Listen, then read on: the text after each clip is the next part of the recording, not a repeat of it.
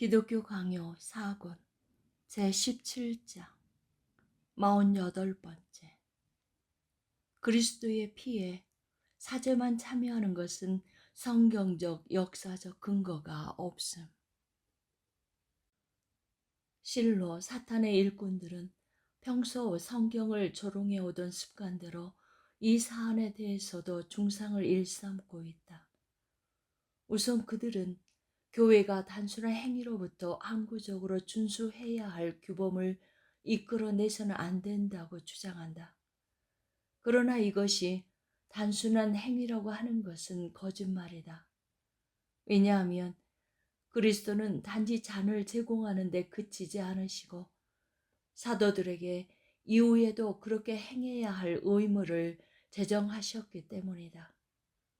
너희가 다 이 잔을 마시라 라고 명령하시는 주님의 말씀이 그것이다. 그리고 바울은 주님이 그렇게 하셨음을 상기시키면서 이를 확실한 제도로서 지킬 것을 위탁한다. 그들은 또 다른 도피 수단으로서 그리스도가 희생 제물을 드리는 자들의 반열로서 미리 택하시고 받아들이신 사도들만이 유일하게 이 성찬에 참여하는 것이 허용되었다고 내세운다. 그러나 나는 그들에게 5가지 질문을 던지고자 한다. 그들이 이로부터 도망치려고 하면 자기들의 거짓말로 인해 오히려 쉽게 논박될 것이다.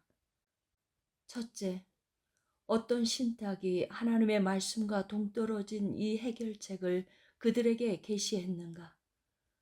성경은 예수님과 함께 기대어 앉은 12 제자들을 열거하지만 그들을 희생 제물을 드리는 자들로 명명할 만큼 그리스도의 존귀함을 퇴색시키지 않는다. 이 이름에 대해서는 이후에 적절한 곳에서 다룰 것이다. 비록 그때 주님이 성찬을 베푸신 것은 12 제자들이었지만 그들에게 동일하게 행하라고, 즉 그것을 그들 가운데서 서로 나누라고 명령하시면서 그렇게 하셨다. 둘째, 왜 모든 사람이 좀 더 좋던 저 시대로부터 사도들 이후 1000년에 이르기까지 계속해서 외예 없이 두 징표들 모두에 참여하는 자들이 되었는가? 고대 교회는 그리스도가 자기의 성찬에 누구를 손님으로 받아들이셨는지 알지 못했던 것인가? 여기서 멈추고 우회하는 것은 극악한 모렴치가 될 것이다. 우리에게는 교회의 뚜렷한 역사들이 남아있다. 이 사안에 대한 분명한 증언들을 담고 있는 고대 저자들의 책들이 남아있다. 테르툴리아누스는 말한다. 하나님은 육체의 그리스도의 몸과 피를 먹임으로써 영혼을 살찌게 하신다. 암브로시우스는 테오도시우스에게 말한다.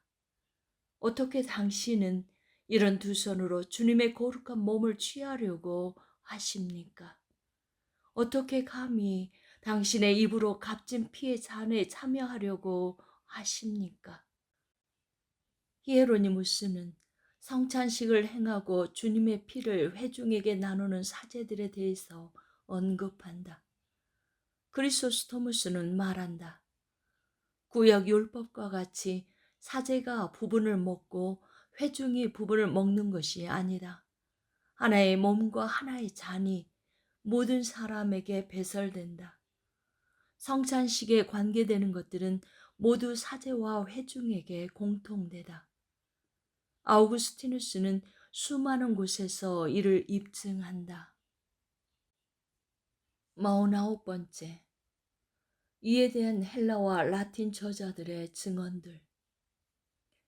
그렇다면 이 잘 알려진 사안에 대해서 굳이 내가 논쟁할 이유가 어디 있겠는가? 모든 헬라와 라틴 저자들이 쓴 글들을 모두 읽어보면 이런 증거가 넘치도록 발견될 것이다. 교회에 순전함이 한 방울이라도 남아 있었을 때에는 이 관습은 폐지되지 않고 유지되었다. 로마의 마지막 감독이라고 부르는 것이 마땅하다고 할 수 있는 그레고리오스는 다음과 같이 자기의 시대에도 그것이 지켜졌다고 가르친다. 어린 양의 피가 무엇인지를 이제 여러분은 들음으로써가 아니라 마심으로써 알게 되었다. 그의 피가 신자들의 입속으로 부어졌다. 심지어 그가 죽고 난 이후 400년이 지났을 때에도 모든 것이 이미 타락했지만 그것이 굳굳이 계속되었다. 그것은 단지 관습이 아니라 범할 수 없는 법으로서 여겨졌다. 참으로 그때에는 하나님의 제도에 대한 경의로 인해 활기가 넘쳤으며 주님이 연결시켜 하나가 되게 하신 것을 나누는 것이 신성 모독이라는 사실에 대한 의심이 없었다. 같은 맥락에서 겔라시우스는 다음과 같이 말한다. 단지 거룩한 몸의 일부만을 받고 잔을 물리치는 어떤 사람들이 있다는 것을 우리는 모르는 바 아니다.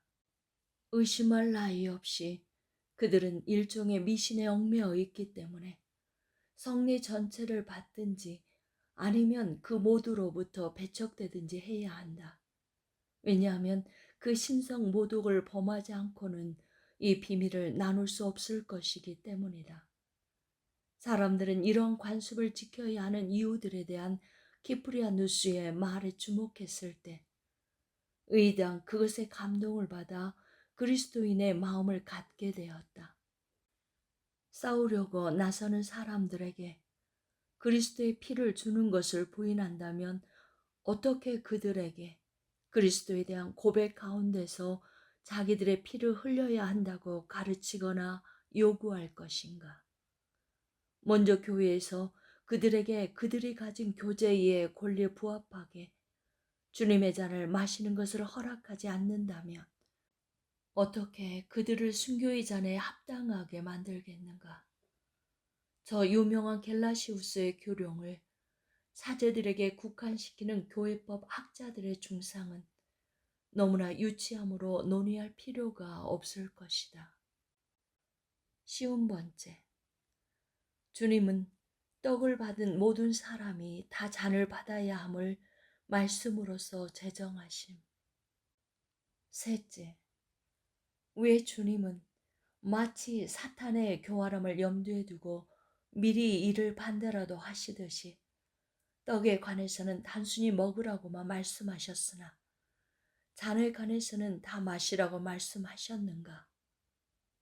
넷째, 그들의 주장과 같이 만약 주님이 희생제물을 드리는 자들만 합당하다고 판단하셨다면 사람들 중에 누가 감히 주님이 배제하신 외인들을 그것에 참여하라고 부를 수 있었겠는가?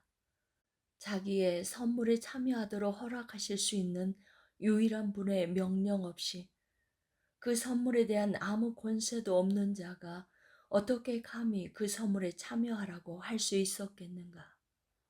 더구나 그들에게서 주님의 명령도 찾을 수 없고 주님의 본도 찾을 수 없다고 할진대 오늘날 그들은 감히 무슨 확신을 가지고 주님의 몸의 징표를 일반인들에게 나누어 주는가? 다섯째, 바울이 고린도 사람들에게 자기가 전한 것은 주님께 받은 것이라고 썼을 때 그는 거짓말하고 있었던 것인가? 왜냐하면 이 말씀에 이어서 그는 모든 사람이 차별 없이 두 가지 징표와 교통해야 한다는 것을 자기가 전했다고 선언하기 때문이다. 모든 사람이 차별 없이 받아들여져야 한다는 것을 바울이 주님께 받았을진데 하나님께 속한 일반 백성 거의 전부를 다 쫓아내는 자들이 주님께 받은 것은 무엇인지 살펴보도록 하자. 그렇게 하면 그들은 자기들이 받은 것을 지으신 분이 그 앞에는 예하고 아니라 함이 없으신 하나님이라고 더 이상 가장할 수 없을 것이다. 여전히 그들은 이런 혐오스러운 것들을 교회의 이름으로 어물쩍 덮어버리고 자기들만의 구실을 내세워 변호할 것인가? 혹은 마치 그리스도의 가르침과 제도들을 그렇게 쉽게 짓밟고 흩뜨리고 폐지하는 이런 적그리스도들이 교회였던 것처럼 말이다. 혹은 마치 종교의 모든 힘이 흘러 넘쳤던 사도적 교회는 교회가 아니었던 것처럼 말이다.